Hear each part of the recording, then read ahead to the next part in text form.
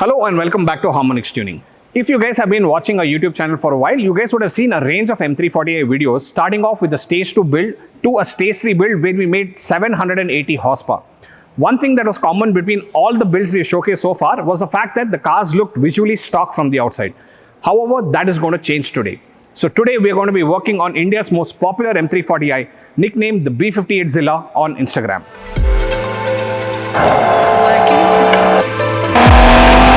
The car is currently running a KW V3 suspension. It comes shod with 19-inch Rohana alloys with Michelin Pilot Sport 4S tires. Now let's take a look at the visual mods. So the car has carbon fiber fenders, it has a carbon fiber bonnet, it has a carbon fiber splitter in the front.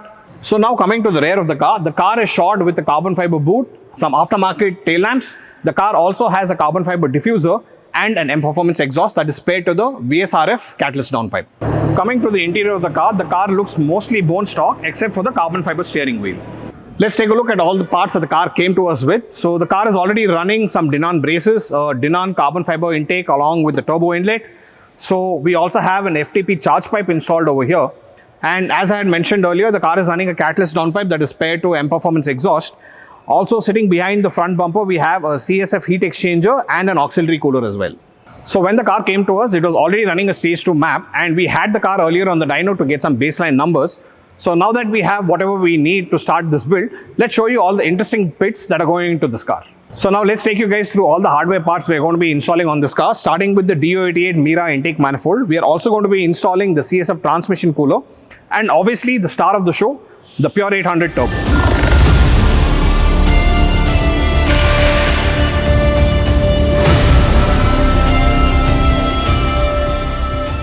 So we finished installing the DO88 intake manifold on the car last night itself, and we also managed to remove the stock turbo out of the car. So now what we're going to do is we are going to move the coolant lines and the oil lines onto the Pure800 turbo, replace the gaskets and the O-rings that come on the turbo, and put the Pure800 back in the car.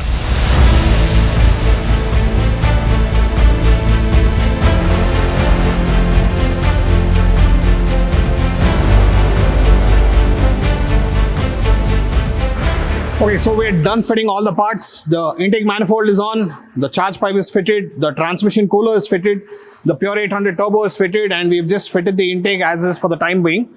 So we've already checked the coolant levels, we've bled the system to make sure that the coolant levels don't go down anymore. So now all that is pending is to fit the front bumper, and then we'll just move the car over onto the dyno ramps. And then what we'll have to do is we're going to pull out the ECU, and tonight we are headed to Europe to get the ECU unlocked for a boot mode unlock. So whenever we plan a build, way before that we test a lot of products in-house to see if they work fine in our dusty and hot Indian climatic conditions.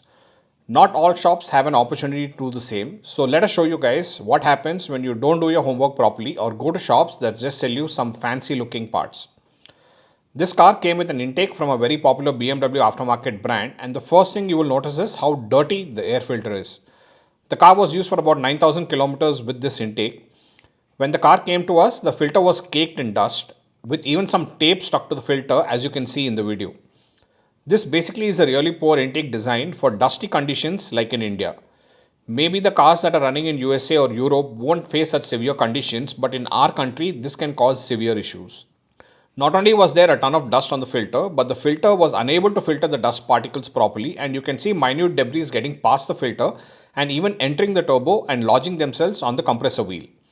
The other issue we noticed was when we did a smoke test that the intake was leaking pretty badly on the sensor side as well as where the inlet was welded. You can clearly see the amount of smoke that's coming out of both the sides of the intake, and when this happens, it throws the sensors off and the ECU sees incorrect readings. That is why it is very important to pick parts wisely, something that is tried and tested in India. Fortunately for this owner, we caught the leaks and fixed them. However, the fact that this filter is doing a pretty poor job at filtering the dust particles is something that we cannot fix. So we request everyone to stop buying parts just because they look flashy. Always pick parts that work well with your setup and increase the longevity of your engine instead. We are finally back from Europe. The ECU has been unlocked by Femto for the boot mod custom ROM. We've already put the ECU back in the car. Now let's install the ECU lid, get back into the car, load the boot mode license, and start tuning this build.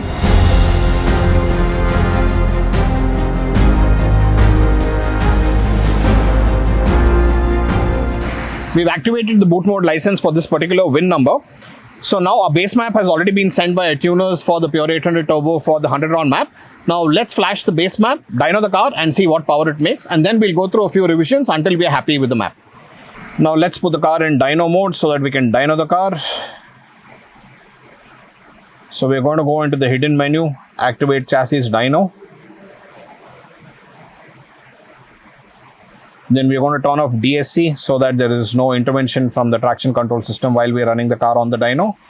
Now that DSC is off, we press the BC button again to activate dyno mode. Now let's start the car and listen to what it sounds on a cold start.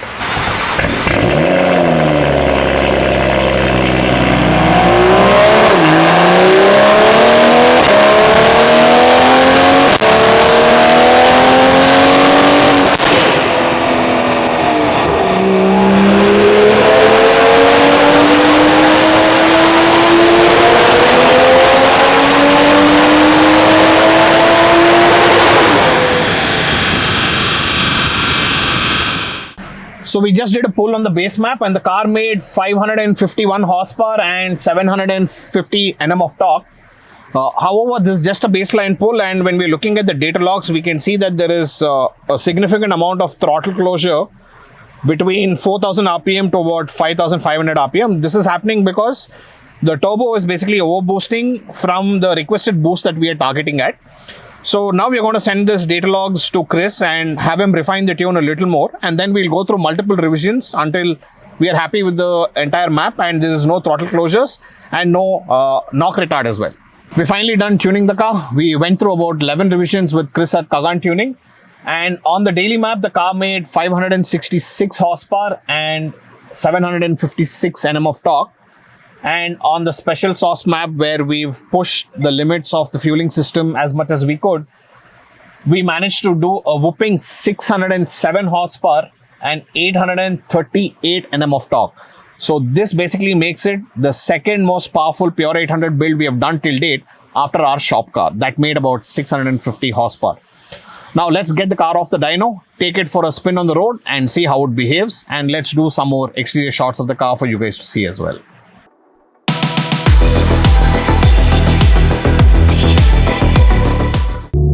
So when the car came to us, it was running some aftermarket Dinan coil packs. So from all the experience we've had tuning a lot of these cars, what we recommend is for people to just stick with OE coil packs. Aftermarket coil packs often are troublesome and end up causing misfires, and it takes a lot of time to diagnose any issues on the ignition system, especially when you have aftermarket parts running on them.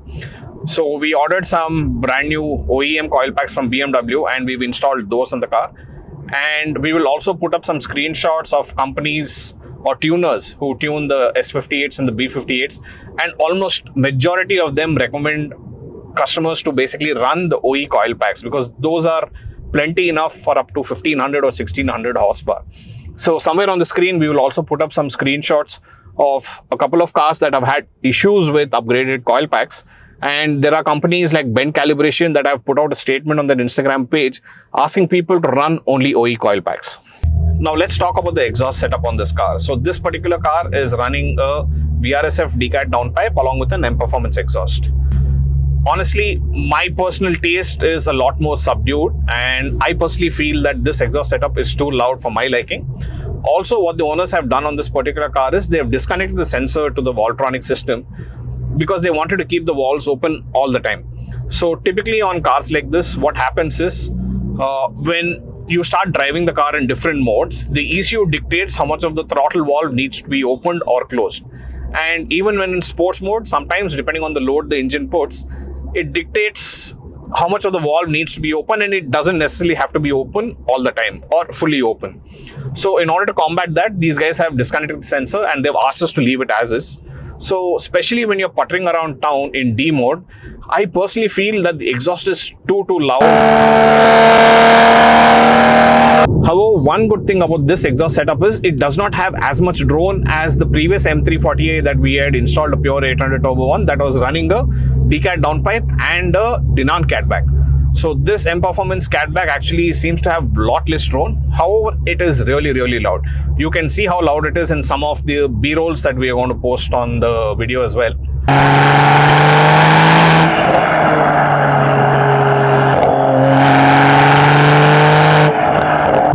personal choice would still be to stick to a decat downpipe along with the stock axle back.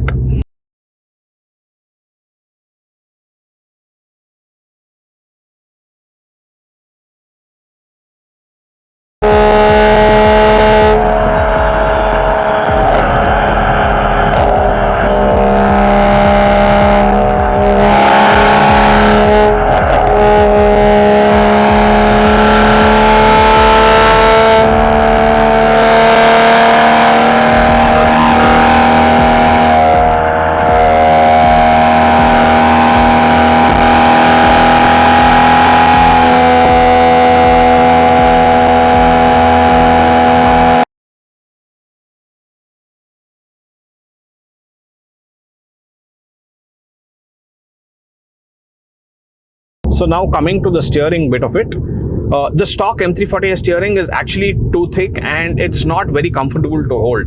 So this car basically has an aftermarket carbon fiber steering. It feels very nice when you hold it. However, it's a really hot day today and we've been out standing in the sun while the B-rolls are being shot and my hands are quite sweaty. So when you start driving the car a little aggressively, your hands tend to kind of slip on the carbon fiber part of the steering. So that's one issue that you will have to get around, and you constantly need to keep drying your hands in order to make sure that you can grip the steering properly. Now the car also has a KW V3 suspension, and that is something I've been wanting to drive and review for a very long time because we've heard great reviews about the KW V3 suspension from a lot of the M340 owners that are running them on their cars. Well, the KW V3, in my personal opinion, has a bit of mixed reviews from what I've been driving the car for about the last 24 hours. So yes, it is very nice and supple. It is not as jarry or bone-wrenching stiff on bad roads and the broken roads that you have in Bangalore almost everywhere. So the car actually feels very nice. However, we think that the car has to be stiffened up a little more because when we do a launch or when we start doing a pull, the rear seems to be squatting a lot. And so we're going to take the car back to the workshop and probably stiffen this setup a little and see how it feels after that. But one thing that we have noticed with a huge chunk of the aftermarket suspension setups is the fact that these add a lot of NVH into the system when you're driving. So on the stock suspension, there is barely any noise that filters into the cabin. However, on aftermarket upgraded suspension, you can hear a lot of these additional noises that keep coming in, and that takes away the plushness of driving cars like these. So that is something we are really worried about, and that's one of the reasons why majority of our stage 3 builds are all currently running on a stock suspension. Because when these cars become a daily driver and you drive them to office and to practically anywhere, these small noises that keep coming, that seep through the cabin, are not very pleasant to hear. However, that said, when you start pushing the car into corners, the KW suspension actually weighs up really, really well. So that is something I've been really enjoying driving for the last 24 hours. However, in my personal opinion, I don't think I would invest in something like this for my own personal car. What we were planning to do on our shop M340i is to basically order some drag suspension because that's probably the only time we felt the need for a better suspension on the setup. And for daily drives, we might just continue running the stock suspension. That said, if you are someone who are looking to lower the car and stiffen up the ride, then the KW V3s is a pretty good choice to go for. If you're okay to live with that additional noises and the harshness and the vibrations that seep into the cabin from an aftermarket setup like this. So the one mod that I really wasn't too impressed with on this particular car is the braking setup. To be very honest, the owners have invested in some really good products, namely the DBA rotors as well as the Paget RSL 29 pads. The braking performance has improved leaps and bounds over a stock setup. However, these pads squeal a lot, and when you're driving in bumper-to-bumper traffic and in very slow speeds, these pads basically make a ruckus. We will probably post some videos of how loud the squeal noises from the pads are. And honestly, on a BMW that is your daily driver, you don't want to be hearing such high-pitched squealing noises all the time.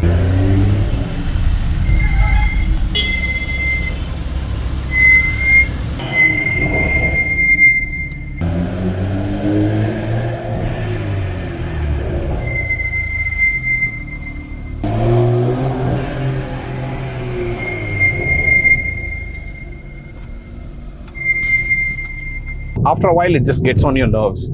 So once again, I think the best setup that we would recommend if you're running a Stacy setup would be to get aftermarket BBK like the AP Racing ones, or just go for the BMW OE BBK.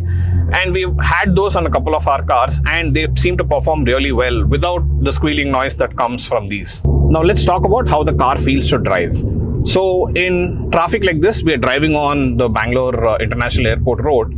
With a decent amount of traffic, we are in comfort mode and the car just drives like almost like a stock car. Yes, there is a little bit more lag than what you would have on a stock turbo, but it is not something that you will start to hate.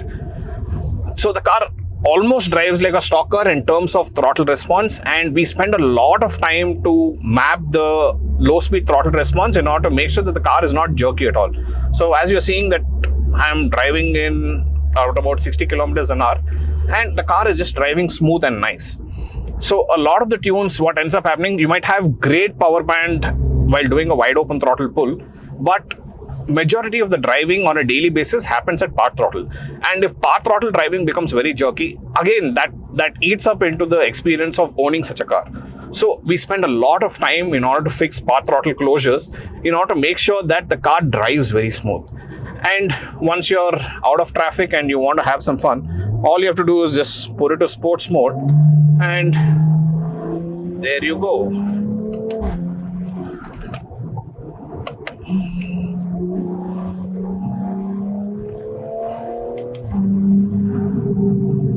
So the car just builds up speed like no man's business. And we're also going to post some draggy numbers to show you guys what this car is capable of. So while we were planning the build for this particular car, we hadn't at that point in time decided to install the CAN check display. However, this is something that we installed at a later point in time because we did install one CAN check display onto our shop car and as well as the KLM 6466 turbo kit car as well. So once we saw how useful that was, we decided to install one on this car, and this thing is a fantastic gadget. So while I'm driving around, I can see what my intake air temperatures are, and if the intake air temperatures are too high, you can back off from a pull and not waste, abusing the car basically. Not only that, this thing shows a lot of parameters like how much ignition retard there is while you're driving. So if your fuel quality is bad or if the intake air temperatures are too high and the ignition timing starts to get pulled, you can back off from the run and keep all the safety parameters in check. So yeah, I mean, this was something that we hadn't planned, but we are glad that we have this running on this car, because when you're driving something like this, it's always useful to have as many data parameters as you can go through in order to make sure that you can keep the car reliably running. And the all important question that most Indians ask when we do a setup like this is, will my mileage get affected on the car? And when the car came to us, it had about half a tank of fuel, and we've been driving the car on the dyno and we've done a few pulls as well. And the car doesn't seem to be returning poor FE as one would expect on a 600 horsepower car. So right now the average that we're getting is about 8.1, and that includes a ton of wide open throttle pulls on the dyno. I think we've done about 17 or 18 pulls on the dyno on this car, and then we've done a couple of draggy runs as well. So getting 8 kmpl from a 600 horsepower car is not that bad. In fact, if you had driven it a lot slower, you can actually get about 10 or 11 kmpl on the highways as well. So we hope that answers the question for all the guys who want to know what mileage on a Stacy setup like this is as well. So we've installed another very cool mod on this car. So the right AC vent on the driver's side is basically replaced by this display that is from a company called as CAN check.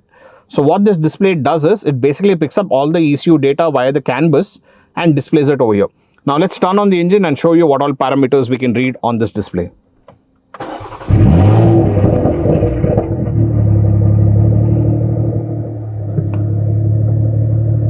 So yeah, as you can see, it displays your RPM, your coolant temperature, your intake air temperatures. It displays the speed, the oil temperatures, the exhaust gas temperatures, your gearbox temperatures, the ignition angle on the car, and then the ignition angle on all the cylinders.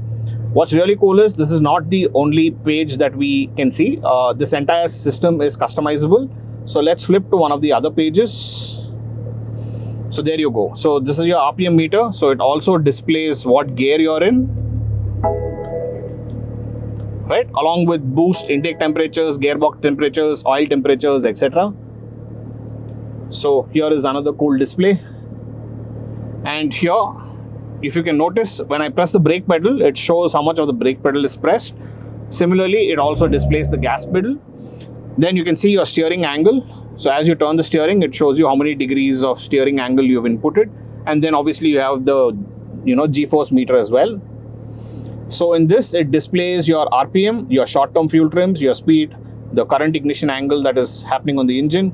Then it also displays your lambda, your low pressure fuel pumps pressure, and the high pressure fuel pumps readings as well. So then you have multiple pages like this that you can customize. So this is a very important display for us. So this basically shows what the ignition angle on each of the cylinders are and how much retardation is happening in case you have poor quality of fuel. So yeah, this is a really cool setup.